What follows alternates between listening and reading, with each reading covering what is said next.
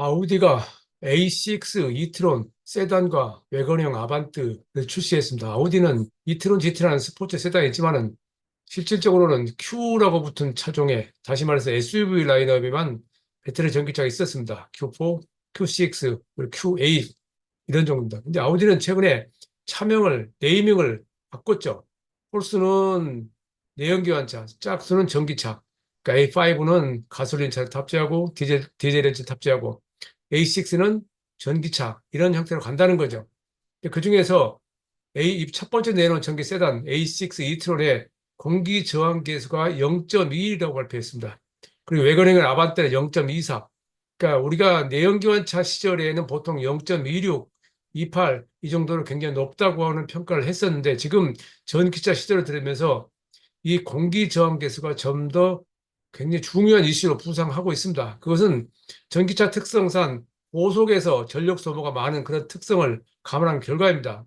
기존보다 더 많은 풍동 실험을 하게 되고 더 많은 시뮬레이션을 하는 그런 상황이 벌어지고 있습니다. 현재 제가 가지고 있는 자료 중에서 공기 저항 계수가 가장 높은 차는 좋은 차는 메르세데스 벤츠 EQS 450 플러스입니다. 이건 CDC 0.220으로 현재 판매되고 있는 양산 전기차 중에서 가장 높습니다. 그 다음으로 테슬라 모델 S가 0.208이고요. 중국의 전기차 스타트업 니오의 ET7이라는 차도 0.208로 상당합니다. 그리고 메르세데스 벤츠 EQS 580 사매틱은 CH가 0.209로 450 플러스보다 약간 높습니다. 그리고 미국의 전기차 스타트업 루시드 에어도 0.21로 상당히 높은 수준입니다. 그런데 이보다 더 빨리 이 수치를 능가했던 차가 있었습니다. 1996년에 출시됐던 GM의 EV1이라는 신세대 현대적 개념의 배터리 전기차의 쉽게 지금 개념으로 봐서 실험용 차로 끝났다라고 해도 과언이 아닌 EV1입니다.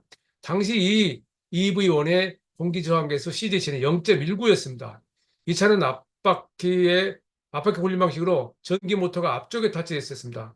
차체 형태는 2도 2인승 쿠페입니다. 사진에 보다시피 상당히 이질적인 당시 개념으로 이질적인 스타일링 실루엣을 하고 있었죠.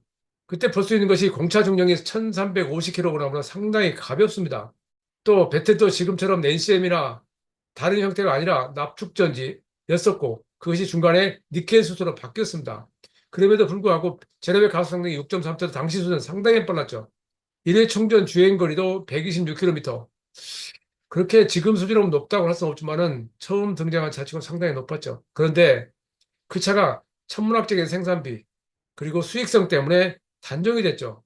더불어 여기에는 정유업체들의 강력한 반대도 있었다는 이야기가 있었습니다. 그래서 1세대 660대, 2세대가 457대 생산되고 끝났습니다. 그래서 2003년에 GM은 이 전기차 프로그램을 중단했고 판매됐던 전기차 EV는 전부 다 회수했었습니다. 그걸 두고 많은 이야기들이 있었죠. 그래서 누가 전기차를 죽였는가? Who Killed the Electric Cars라는 영화까지 등장했고요. 국내에서도 자우림이라는 가수가 EV1이라는 노래를 발표했습니다. 아직은 미스터리입니다. 누가 맞다고 할 수 없죠. 그래도 제가 GM 관련 정보를 많이 취득했던 GM의 제품 개발 책임자 밥 러츠, 정확히는 로버트 러츠죠. 로버트 러츠는 이 상태에 대해서 그들의 생각대로 생산비나 수익성을 감당할 수 없었다 말을 했었습니다. 어쨌든 이런 차가 있었고요. 그리고 또 하나 지금 놀라운 소식, 올 봄에 중국의 체리 자동차 컨셉트카를 내놓았는데 CD치가 0.168이라고 발표했습니다. 이거 참치를 모티브로 했다고 밝혀있는데 AI 시뮬레이션 기술을 하려고 했다고 합니다. 이론적으로 그 엔지니어들은 어떻게 생각할지 모르지만 저는 이게 처음 보는 숫자라서 앞으로 어떤 결과를 낳을지는 좀 지켜봐야 될 것 같습니다. 어쨌든 체리 자동차는 한번 말씀드린 적 기억이 나는데 제가 약 10여 년 전에 체리 자동차 엔지니어들을 만난 적이 있는데 그 엔지니어 중 체리 자동차 엔지니어 중 200명이 한국인이었습니다. 현대, GM, 르노, 그 당시에 르노 삼성에 근무했던 사람들이 체리 자동차에 근무했었고 그러면서 체리 자동차의 품질이라든가 성능이 굉장히 빨리 좋아졌었죠. 그 체리 자동차 올 봄에 앞으로 2년 동안 15개 배터리 전기차, 24개 하이브리드 전기차 출시하겠다라고 발표했습니다. 현재 체리 자동차는 체리, 카리, 아이카, 그리고 하웨이하고 같이 개발한 룩시드라는 고성능 차도 있죠. 어쨌든 이 체리 자동차 행보도 많이 주목을 끌고 있습니다. 그리고 한국차 중에서는 현대 아이오닉 6가 CD치가 0.21로 가장 높습니다. 그러니까 아우디 A6하고 같다는 얘기죠. 그러니까 이 수준이면은 0.20과 0.1이라면 지금 현재 양산되는 차량 중에서는 가장 높은 그런 수준을 할 수 있습니다. 그래서 아이오닉 6 2륜 두 바퀴 올림 방식 롱레인지 모델은 미국 환경보호청에서 최대 주행거리가 581km 형식 승인을 받았습니다. 이게 국내에서는 약 524km 또는 400km 후반대로 지금 평가가 되고 있는데 이게 우리나라하고 유럽하고 미국하고 각기 형기성 기준이 다른데 우리나라가 가장 까다롭고 우리나라 수치가 가장 낮습니다.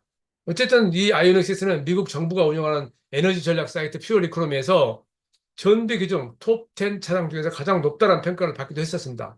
근데 어쨌든 지금 우리는 이 전기차를 맞이하면서 그동안과 다른 여러 가지를 보게 됩니다. 이 내연기관차 달리 여러 가지 저감을 해야 되는데 같은 것도 있고 다른 것도 있습니다. 종량 저감은 같은 과제도. 그런데 전기차에서는 이 전기 모터하고 변속기, 파워 일렉트로닉스를 하나의 하우징에 집어넣어서 부피를 줄이고 무게를 줄이는 지금 일을 하고 있습니다. 이걸 엔지니어들은 X-in-1이라고 합니다. 그래서 보통 3-in-1까지는 많이 알고 있는데 8-in-1까지, 그러니까 8가지 부품을 하나의 하우징에 집어넣는다는 것까지 등장하고 있습니다. 어쨌든 이를 통해서 배터리 자체의 중량을 저감시키고 차체 무게를 줄이고 부품 무게를 줄이는 큰 틀에서 중량 저감이 실행되고 있는 겁니다. 그리고 타이어 구름 저항도 상당히 중요한 이슈입니다. 오늘날 전기차를 타보면은 타이어가 기존의 내연기관차보다 훨씬 더 부드럽습니다. 그리고 노면 요철 저항도 상당히 잘 흡수합니다. 예, 그런 승차감 차원을 떠나서 구름 저항을 줄여야 됩니다. 그리고 공기 저항 저감이 상당히 중요한 이슈로 부상해 있습니다. 이건 제가 작년 봄에 메르세데스 벤츠 EQE SUV를 시승하러 스페인에 갔었을 때 그때 포르투갈이군요. 포르투갈에 갔을 때 그때 메르세데스 벤츠의 보도자료 그리고 엔지니어들 하는 야 중에서 가장 많이 사용됐던 용어가 미티클러스라는 단어였습니다. 저는 그때까지 이 단어는 몰랐었는데요. 다시 확인해 보니 꼼꼼한이라는 뜻이었습니다.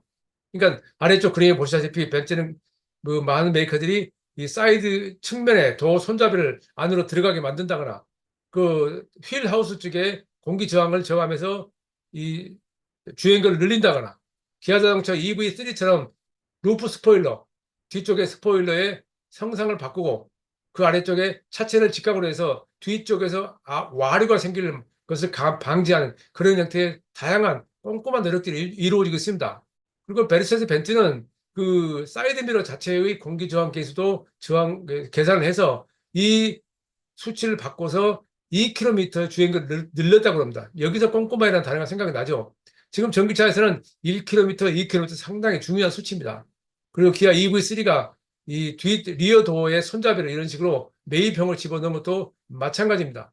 어쨌든 지금 전기차는 여기에 포함해서 비용 저감도 또한 해내야 됩니다. 자동차 역사는 비용 저감 역사입니다. 어떤 형태로든 비용 저감 해내든지 그렇지 않으면 그 외의 다른 방식을 찾아야 되는데 일단은 생산 방식 혁신이 지금 진행되고 있습니다. 그 대표되는 게 기가캐스팅인데 기가캐스팅 자체로는 생산비 저감의 약 2 내지 3% 효과 정도라고 합니다. 다만 그걸 자동차 회사가 처음 공장을 지을 때는 이게 효과가 있는데 기존 공장을 리모델링 할 때는 큰 효과가 없다는 그런 이론이 있긴 합니다. 그럼에도 불구하고 최근에 샤오미도 올 3월, 4월 달부터 전기차를 출시한 샤오미도 이 기가캐스팅을 사용한 공장을 건설해서 차를 생산하고 있습니다. 이건 테슬라가 가장 앞섰고요. 토요타와 현대자동차는 지금 나름대로 명칭을 부여해서 이 생산 방식 혁신을 추구하고 있습니다. 그렇게 해서 가격을 낮춰야 됩니다. 가격을 낮춰야만이 언제까지나 보조금을 가지고 전기차를 팔 수는 없기 때문에 그 문제를 해내야 됩니다. 앞으로는 이것이 어떻게 될지는 상당히 복잡합니다. 여기에 하나 더해서 배터리 외에도 반도체와 컴퓨터 비용까지 들어가기 때문에 상당히 복잡한 얘기입니다. 그래서 나오는 것이 SDV고 판매 단계에서의 마진보다는 판매 후에 수익을 올리겠다는 것이 이 SDV의 기본적인 개념입니다. 어쨌든 전기차는 이와 같은 다양한 저감 과제를 지금 안고 시도하고 있습니다. 그리고 최근에 등장한 이 아파트, 우리나라 청라 지역 아파트 지하 주차장에 생긴 이 화재 사건에 대해서 간단하게 말씀을 드리고자 하는데요. 저는 그 21세기 초에 독일에서 수소 연료 전지차하고 수소 엔진차가 부상했을 때 독일 정부가 규제를 했죠.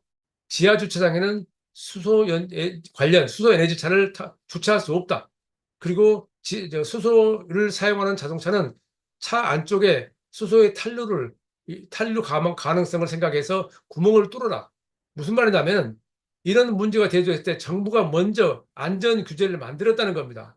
지금 우리는 이걸 가지고 배터리 회사 문제 삼고 완성차 회사 문제 삼고 있습니다. 그럼 물론 당연히 따져야 됩니다. 그러나 그보다 더 중요한 것은 이런 것들을 형식 승인을 내줄 때 그걸 담당하는 부서가 우선 그에 대한 안전 대책을 마련합니다. 물론 그렇다고 완전히 해서 될 수는 없습니다. 그럼에도 불구하고 안전 대책을 마련하고 사고 발생 시에 어떻게 대처할 것인가에도 대안이 있어야 됩니다. 그런데 당장 우리나라 지금 뭐 전문가들인 내연기관 차보다는 전기차가 화재 빈도가 더 낮다라는 정도로 상당히 합리화하는 분도 일부 있습니다. 그럼 그럴 수도 있죠. 그러나 지금 전기차 초기 단계에 이런 상황이 부닥치게 되면 상당히 큰 난관에 봉착할 것이라고 저는 칼럼을 별도로 쓴 적이 있습니다. 사고 빈도가 낮더라도 사고 당한 사람한테는 100%입니다. 이런 식으로 처리할 수 없습니다. 이건 지금은 그 페레시스라는 배터리 회사는 오래된 회사가 아니긴 합니다만 메르세데스 벤츠가 그게 투자하기도 한 회사고 이미 CATL하고 페레시스를 사용하겠다고 한 적이 꽤 시간이 지났습니다. 그런데 그런 것들을 가지고 그것만에 집중하기보다는 배터리 회사도 그 기술 문제도 따져야 되고 자동차 회사가 그걸 배터리 팩으로 만들 때 기술도 구체적으로 규제를 해야 되고요. 안전을 따져야 되고요. 또 그 전에 정부 당국이 이런 사고가 발생했을 때 사고 발생하기 막기 위해서 어떤 조치를 할 것인가 이런 것을 먼저 생각을 해야 한다는 것입니다. 최영수의 글로벌 인사이트 다음 시간에 뵙겠습니다.